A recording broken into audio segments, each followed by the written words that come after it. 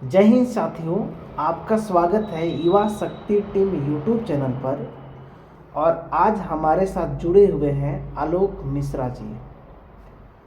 तो आलोक मिश्रा जी से आज एक हमारा सवाल होगा कि क्या ईश्वर का जो दर्शन है वह केवल सपने में पाया जा सकता है या फिर वास्तविक में भी पाया जा सकता है। अगर ईश्वर का दर्शन वास्तविक में पाया जा सकता है तो कैसे, इसका जवाब आलोक मिश्रा जी देंगे। तो जी, जय सद्गुरुदेव आलोक मिश्रा जी। जय सगुदेव, जय सगुदेव। जी जी, जो मैंने प्रश्न किया वह तो आपने सुन ही लिया होगा, तो आप उसका जी जी उत्तर जी बताने का कष्ट करेंगे। जी। तो ईश्वर का जो दर्शन हम सपने में करते हैं तो वह मिथ्या होगा, भ्रम होगा। हम्म। तो हमें और प्रत्यक्ष हम दर्शन कर सकते हैं या नहीं, तो हम कर सकते हैं। जी जैसा कि हमारे पूर्वज ऋषि मुनि और बहुत सारे ऐसे सिद्ध पुरुष रहे हैं जो ईश्वर का दर्शन किए हैं और कराए भी हैं, जी और ये कहे हैं कि ईश्वर है। और ईश्वर है तो कहाँ है? पहले हमें ये जानना होगा बिल्कुल कि ईश्वर कहाँ है और यह कौन है और ये रहता कहाँ है। बिल्कुल बिल्कुल। तो सबसे पहले हमें ये जानना होगा कि हम कौन हैं। हम्म तो जब हम ये जानेंगे कि हम कौन हैं, अगर मान लीजिए अध्यात्म से क्वेश्चन पूछा जाए कि आप कौन हैं, हम्म तो आप क्या बताइएगा? मैं फला हूं। जैसे मुझसे पूछा जाएगा मैं कौन हूं, तो मैं बोलूंगा कि मैं आलोक कुमार मिश्रा हूं। जी लेकिन ये अध्यात्म का क्वेश्चन है, तो मैं कौन हूं? तो मैं एक जीव आत्मा हूं, मैं एक आत्मा हूं। जी और हमारा पहले यह ध्यान है कि हम जाने के पहले हम कौन है। तो हम एक आत्मा है। और जैसे एक पिंजड़े में तोता है, तो पिंजड़ा क्या तोता है? नहीं। नहीं। वो पिंजड़ा में जो तोता है, अगर तोता उड़ गया तो पिंजड़ा ही रह गया। बिल्कुल तो हम मानव भूलवश ये जान के बैठा है कि मैं शरीर हूं। मैं शरीर नहीं, मैं शरीर में रहने वाला, मैं एक आत्मा हूं, मैं एक शरीरी। हम्म बात समझ रहे हैं ना? जी बिल्कुल तो बिल्कुल। अब हमको ये जानना होगा कि ईश्वर कहाँ है। जी हम तो ये जान ले कि हम आत्मा है। आत्मा कौन है? ईश्वर का ही एक अंश है। जी आत्मा और प्रकृति और परब्रह्म ये कभी मरते कुल मिला नहीं। मतलब कुल मिला के ये जानना पड़ेगा कि ईश्वर कहाँ है, और दूसरा चीज ये जानना है कि आप कहाँ हैं, आप कौन हैं। आप कौन है? जी। आत्म साक्षात्कार का मतलब कि हमें आत्म का साक्षात्कार कैसे होगा, हम कैसे जान पाएंगे कि आत्मा कौन है। ठीक है। जी हम कौन है, हमारी आत्मा कहाँ है, हम अपने आत्मा को कैसे देख पाएंगे?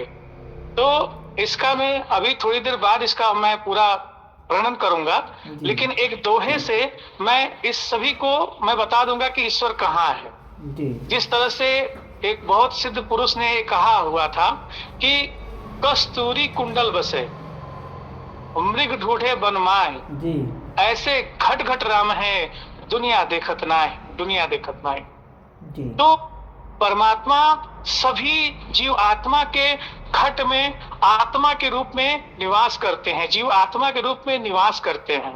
जी और हम ऐसे नहीं जान पाएंगे, इन आंखों से हम नहीं देख पाएंगे। जिस तरह से शरीर की आंखें हैं, इस तरह से हम नहीं देख पाएंगे। जी हमें पहले इसमें मंथन करना होता है।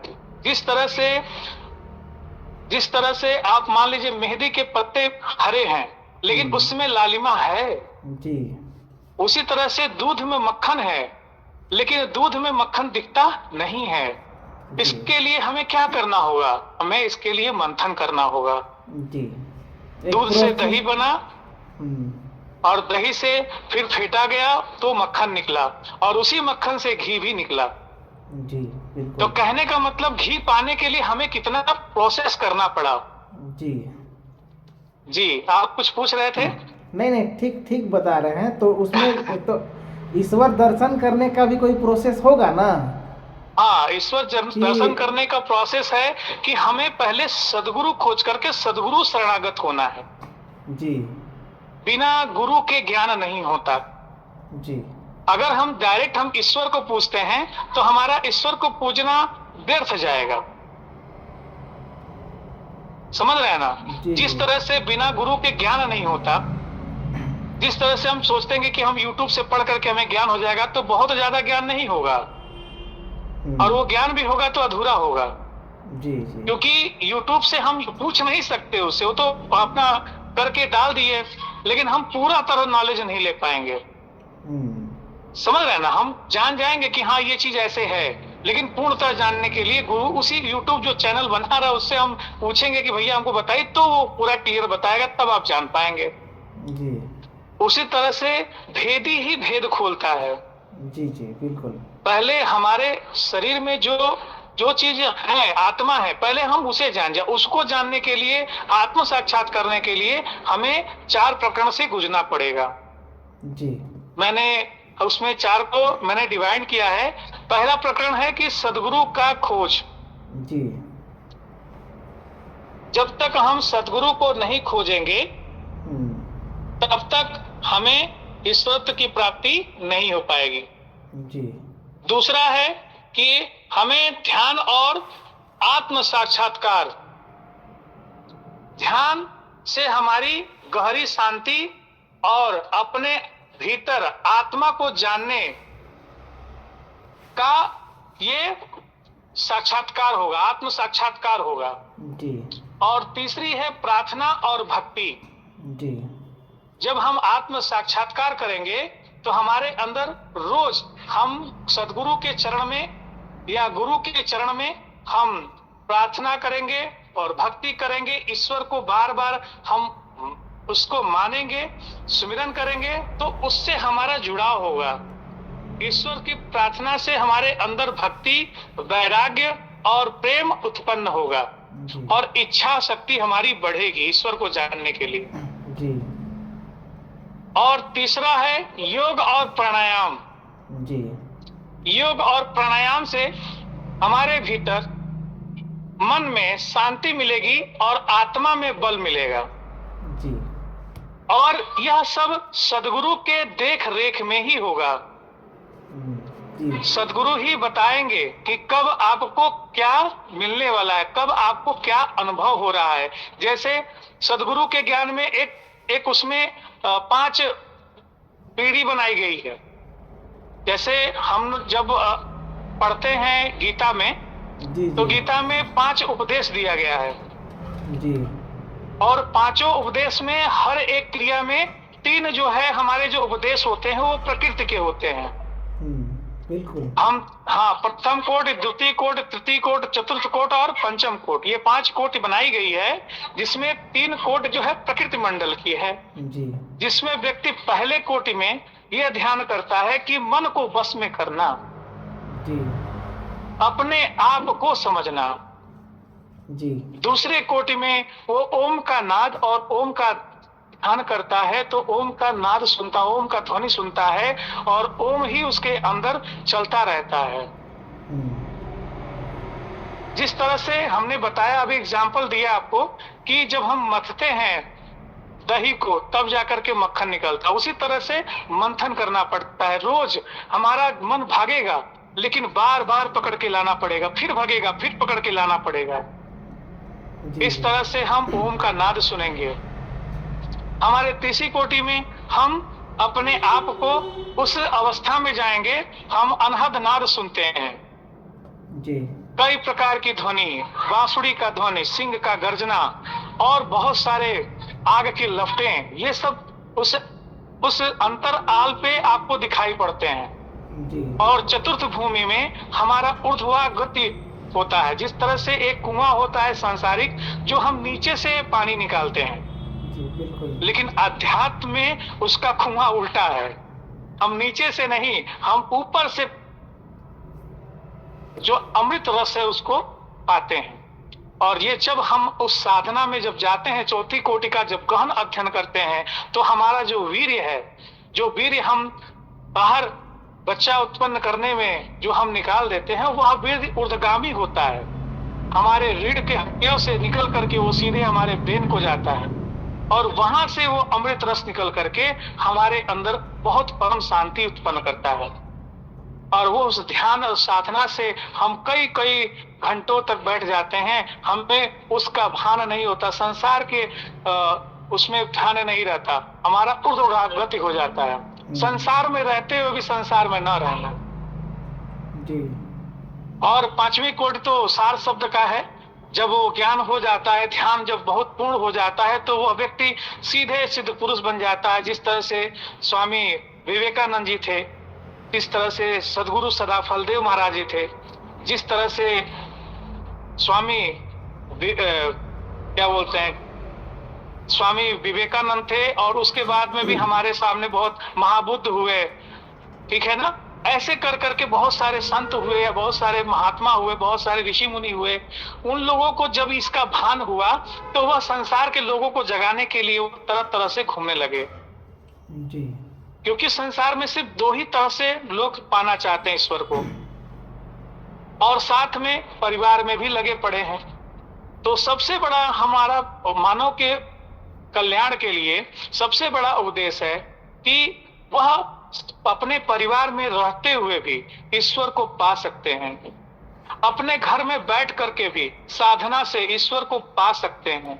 अगर रोज वह 10 मिनट से लेकर के आधा घंटा 1 घंटा बढ़ाते बढ़ाते 1 घंटा करते हैं और योग साधना और प्राणायाम करते हैं, तो मन को अपने वश में करके वह ईश्वर को पा सकते हैं। जी जी, मतलब पंचम स्टेज में जाने के बाद ही ईश्वर को वो पाता है। हाँ, क्योंकि गुरु शरण में और गुरु आदेश में रहना ही यह आपको आगे बढ़ाएगा। बिल्कुल। तो क्योंकि जी जी जी बताएं। बोलिए बोलिए बोलिए। क्योंकि गुरु का आदेश में रहना या फिर गुरु के कृपा से ही हम आगे बढ़ सकते हैं। सदगुरु शरणम केवलम, सदगुरु के चरण से ही ये संभव हो सकता है। जी। और गुरु भी वह सच्चा होना चाहिए, है कि नहीं? जी, सच्चे सदगुरु होने चाहिए। और सच्चे सदगुरु के 4 दाग से न्यारा होते हैं। सच्चे सदगुरु 4 दाग से न्यारा होते हैं। वह अन्न आहार नहीं करते, उनका शरीर होते हुए भी शरीर नहीं रहता जी। उनकी समाधि नहीं होती और वह किसी कोख से जन्म नहीं लेते। ऐसे सदगुरु हमारे धराधाम पे आए हुए हैं और आएंगे भी। और जब ऐसे सदगुरु से आप जब ज्ञान प्राप्त करते हैं, तो आप आवागमन के बंधन से भी मुक्त होते हैं और वो सदगुरु भी मुक्त हुए रहते हैं। तो फिर ये अभी आपने कहा कि जो कोख से जन्म नहीं लेते हैं, तो वो सदगुरु कौन है? अब वो सदगुरु तो आप समझ सकते हैं कि वही सच्चे सदगुरु हैं। अच्छा अच्छा जी जी। चलिए, आपका जवाब। आज का जो हमारा खोज था कि ईश्वर का दर्शन क्या सपने में ही देखा जा सकता है या फिर रियल में भी, लेकिन जो सपने में होता है रिजल्ट जो है, आउटपुट है, वह यह निकल कर आया कि सपना में जो आपने ईश्वर का दर्शन किया वह सच 100% नहीं हो सकता है, और हो भी सकता है, नहीं भी हो सकता है, क्योंकि मन जो है इतना शक्तिशाली है कि वह हमारी ऊर्जा, आपकी ही ऊर्जा लेकर वो कई चीज़ों का, भविष्य में होने वाली घटनाओं को सही सही भी दिखला देता है, गलत भी दिखला देता है। इसलिए कि मन ही सपना दिखलाता है, इसलिए सपने पर पूरी तरह से भरोसा नहीं किया जा सकता है। लेकिन ईश्वर का दर्शन पाने के लिए, जैसा कि आलोक जी ने बताया, उसके अनुसार सबसे पहले आपको पता करना पड़ेगा कि ईश्वर है कहाँ। तो ईश्वर आपके भीतर है, हमारे भीतर है। तो भाई हमारे भीतर है, तो हमारे भीतर जाने के लिए, देखने के लिए रास्ता तो चाहिए। वो उसको कैसे देखेंगे? हमारी जो आँखें वो तो बाहर देखती है, लेकिन हमारे भीतर जो ईश्वर बैठा है उसको कैसे देखेंगे? तो इन्होंने बताया कि मेहंदी में लालिमा है, दूध में मक्खन है, लेकिन मक्खन को निकालने का भी एक विशेष प्रोसेस होता है। उसी प्रकार से ईश्वर हमारे भीतर है, दिख नहीं रहा है। तो हमारे भीतर वाले जो ईश्वर है उसको पाने के लिए हमें भी एक प्रोसेस से गुजरना पड़ता है। उसका जो है योग साधना, यही एक मार्ग है जो कि सदगुरु शरण में प्राप्त होता है। तो उस मार्ग को अपनाकर हम ईश्वर का दर्शन कर सकते हैं। राइट ना आलोक जी? जी जी, अगर एक एग्जांपल देना चाहेंगे, अगर आप कहेंगे तो। अच्छा ठीक है, दे सकते हैं, शॉर्ट में दीजिएगा, लेकिन हाँ 15 जैसे मिनट का समय हो गया है। सदगुरु जो है मैंने बोला स्वामी विवेकानंद जी का नाम लिया था। जी जी तो उनसे एक शिष्य ने कहा कि मुझे दर्शन नहीं हो रहा है, जी मुझे दर्शन चाहिए परमात्मा का। तो उन्होंने कहा, उसकी क्रिया बताई, उस क्रिया को किए काफी समय तक, काफी सालों तक, लेकिन नहीं हुआ। तो वह कहे, सुबह मैं स्नान करने चलता हूँ, आप मेरे साथ चलिए। जी सुबह जब भोर हुई तो स्नान करने अपने शिष्य के साथ निकल लिए। जी और जब सरोवर में गए तो काफी अंदर जाने तक जब गर्दन तक पहुंचे तो उन्होंने कहा, अब रुक जाइए। तो कहा कि ईश्वर की प्राप्ति यहाँ होगी? बोले हाँ होगी, अभी पता चल जाएगा। तो उन्होंने उनका गर्दन पकड़ा और अंदर पानी में दबा दिए। जी काफी समय बाद जब वो छटपटाते हुए अभी प्राण निकलने वाला था, तब तक स्वामी जी उसको छोड़ दिए और उठा लिए। और उठाने के बाद उसको बोले कि अब साइड में आ जाइए। साइड में आए तो उन्होंने कहा, अब तक अगर छोड़े नहीं होते तो मेरा प्राण निकल जाता। बस बोले यही चीज है, इसी तरह से परमात्मा प्राप्ति होगी। जब तक आपका खोज सच्चा नहीं होगा और जब तक आप उस को खोजने के लिए प्राण त्यागने इतना प्रयास नहीं करेंगे, तब तक परमात्मा नहीं मिल सकता है। जी जी, ये छोटा सा एग्जाम्पल आप सभी लोगों के लिए है, ताकि हम उसको अनवरत खोजने का प्रयास करेंगे, तभी सद्गुरु मिलते हैं और हाँ तभी ईश्वरत्व की प्राप्ति होती है। जी जी जी आलोक जी के अनुसार एक चीज़ हम जरूर बोलना चाहेंगे कि ईश्वर प्राप्ति करने के लिए थोड़ा परिश्रम तो करना पड़ेगा। जिस प्रकार से बिल्कुल सर। आप हम नौकरी पाने के लिए बहुत मेहनत करते हैं, घर हाँ, परिवार हाँ। चलाने के लिए बहुत मेहनत करते हैं, उसी जी। प्रकार से ईश्वर को भी पाने के लिए एक परिश्रम करना पड़ेगा। और परिश्रम क्या है? विश्वास, हाँ, विश्वास विश्वास के साथ और हाँ, भक्ति, लगन, वैराग्य, जी जी यह सभी साथ में जब जुड़ेगा। जिस तरह से दूध में मक्खन है, हमें पता नहीं है दूध में मक्खन है, लेकिन एक प्रोसेस से निकाला गया जी और वास्तव में हम मक्खन खाते हैं। उसी तरह से परमात्मा है विश्वास, जी जी विश्वास से ही संभव है। जी विश्वास है। उसके अलावा आपको परिश्रम कैसा करना पड़ेगा? तो साधना जो सदगुरु बताएंगे, जो जी, मेडिटेशन करने जी। का जो प्रोसेस बताएंगे, उसके अनुसार आपको साधना करना पड़ेगा। यानी कि मेडिटेशन का आपका हाँ। भौतिक लाभ भी है, आध्यात्मिक लाभ भी है। आध्यात्मिक लाभ भी है। इसको करने के बाद ही इसका जब हायर स्टेज पर जब आप जाएंगे, तब जाकर ईश्वर का दर्शन होता है। बिल्कुल सही। जी, तो आलोक मिश्रा जी, आपका बहुत बहुत धन्यवाद लाइव जुड़ने के धन्यवाद। लिए हमारे आज का इस पॉडकास्ट में। और जी, आप जी। लोग जितने भी दर्शक हैं अभी यहाँ पर यूट्यूब पर जुड़कर आप लोग देख रहे हैं, आप सभी को बहुत बहुत धन्यवाद। और आपसे एक आग्रह करेंगे कि इस वीडियो को अधिक से अधिक शेयर करें, ताकि अधिक से लोगों को इस वीडियो से लाभ हो सके। और जयप्रकाश जी, आपकी भी टीम को और आपको भी बहुत बहुत धन्यवाद कि यह मानव कल्याण के लिए निकाला गया यह शब्द सबके तक पहुंचे और सब लाइक सब्सक्राइब करें। धन्यवाद। जी जी जी, जय सद्गुरुदेव, जय सद्गुरुदेव, जय हिंद, जय भारत, जय भारत, जय हिंद। जय हिंद।